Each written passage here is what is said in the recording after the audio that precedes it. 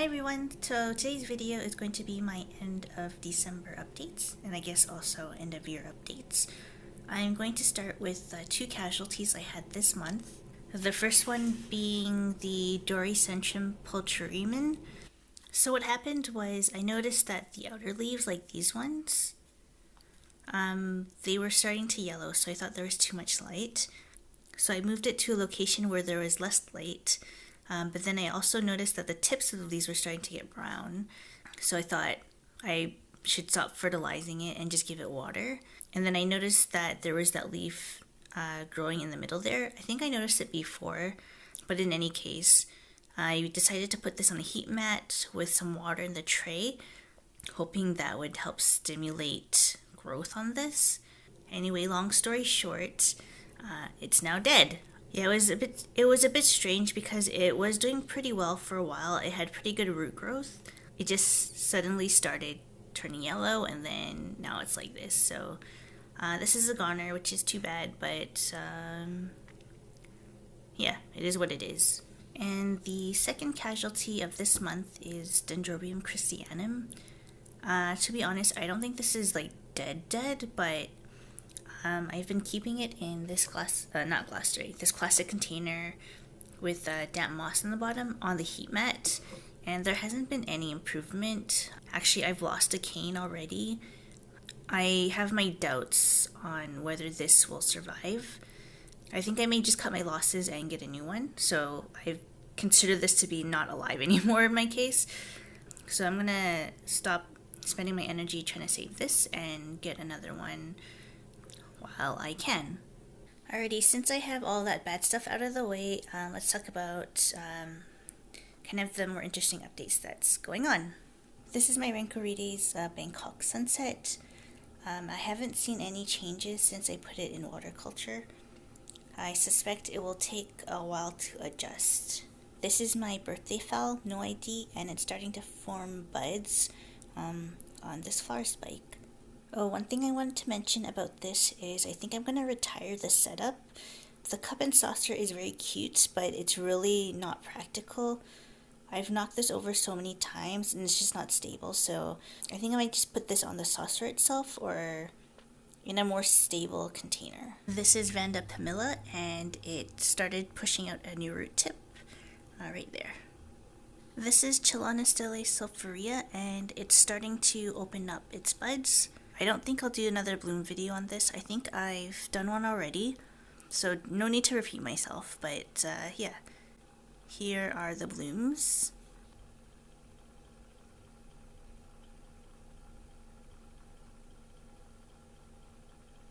This is my Aerides quinquevelnera, and you can see right there, there's a small green bump. I'm not sure what that is, but that is a new development. This is my Vanda cristata, and that little nubbin there seems like it's starting to grow a bit more. I'm not sure if that's a flower spike or another keiki, so we'll see. This is Ascocentrum curvifolium, and that one root is growing really nicely, so that's good. This is my Paraphalaenopsis laycockii. It's very slow growing, so here is just the current status of that latest leaf in the middle right there. This is my Dendrobium antennatum cross, and the new growth on it seems to be doing pretty well. There were a couple things I noticed on this plant that I'll show you, which left me a little bit concerned, so I did spray it down with that oil solution, so I'll just go over what the issues are. So the first thing I noticed was these brown markings on the pseudobulbs or the canes, but the weird thing is it's not on all the canes. Like, for example, this one is pretty clean, and this one is pretty clean as well, but this one has it, that one has it, and that one has it as well. Another thing I noticed is some of the leaves have these kind of whitish markings, and that to me looks like spider mites. So that was the reason why I decided to spray down the plant. I don't know if the spider mites are also related to the brown markings. This is my RLC little Toshie, and the flower finally died. This is my Chysis limminghei, and the new growths are growing really nicely. This is my Masdevallia NOID, and it's still in bloom. I think I will end up giving this one away. even though I was able to bloom it, the leaves, one issue I have is that the leaves always turn yellow and I don't get a really strong bush out of this plant. So maybe someone else can grow this a lot better. And now that I've seen the bloom, I'm satisfied, so I'm okay to let this guy go. This is my Clowesia Rebecca Northern Mikabi, and that appears to be a flower spike, or a new growth, but I think it's a flower spike. This is my Leptotes bicolor, and there's something going on this cane right there.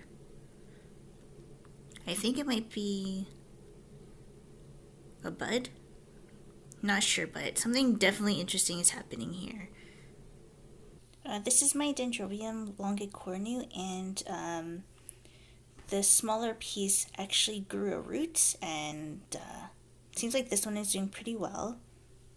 This bigger piece, on the other hand, I haven't seen any new root growth on it. This is my Cattleya dormaniana, and these two growths have gotten a little bit bigger. This one grows incredibly slowly. I don't know if it's because I got it without any roots or if that's just the way it is, but it is growing, so that's good. This is my Trichoglottis pusilla, and it has a new leaf growing. This is my Phalaenopsis javanica, and it started growing another flower spike. This is my Paraphalea rugosa, and it's been doing really well in this container.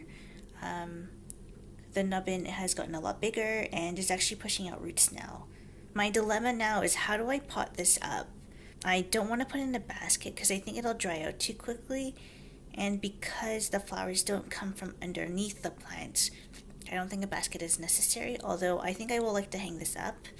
But as you can see, the new growth is growing sideways, and if you look at the pattern of growth, it's a little bit rambly and kind of grows on top of the previous pseudobulb. What I think I might do is remove the last couple from the bottom here, but I don't know what's the best way to go about doing this without potentially rotting the old pseudobulbs. I don't want to do that. I was thinking maybe just wrapping moss around here so it can stay moist, but I don't know. I'm not really sure. If you have any advice, please let me know down below. And in case you're wondering, this is the way it's been sitting inside the container. Maybe the light is too bright for it, that's why it's kind of going sideways, but still. Anyway, the good news is that it is growing and it's growing roots. So I will pot it up, but it'll be in the springtime. This is my Bulbophyllum saltatorium variation albociliatum, and it has a new growth. This is my new Phoenicia falcata huckjo, and I think it's getting a little too much light as the leaves are turning purple, but it's going to have to do for now. But in other news, there is a new leaf growing inside. It's hard to see on camera, but it's there. This is my Ionosidium popcorn haruri. In terms of activity, there's not much going on. One thing I did want to note is I added a pile of sphagnum moss since it's kind of growing upwards and there's a lot of aerial roots, so I'm hoping to add more humidity for that. Right now the moss is dry though, but that's one thing new that I've done. This is my Chysis levis, and its new growth is doing pretty okay. I'm contemplating what to do with this plant only because it has a bit of a rambling growth habit in the sense that the pseudobulbs do grow on top of each other, but as you can see, like these two pseudobulbs are completely depleted and the new ones are kind of growing like this. So I suspect I will need to repot it, but I don't know if that's the best thing to do, at least right now. Just a little bit concerned that if it grows too far out of the pot, then the roots won't get enough water.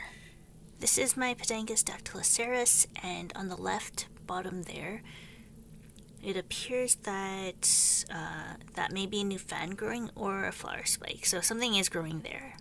This is my new Phoenicia falcata Kitsuamushi, and it has a new leaf growing right there.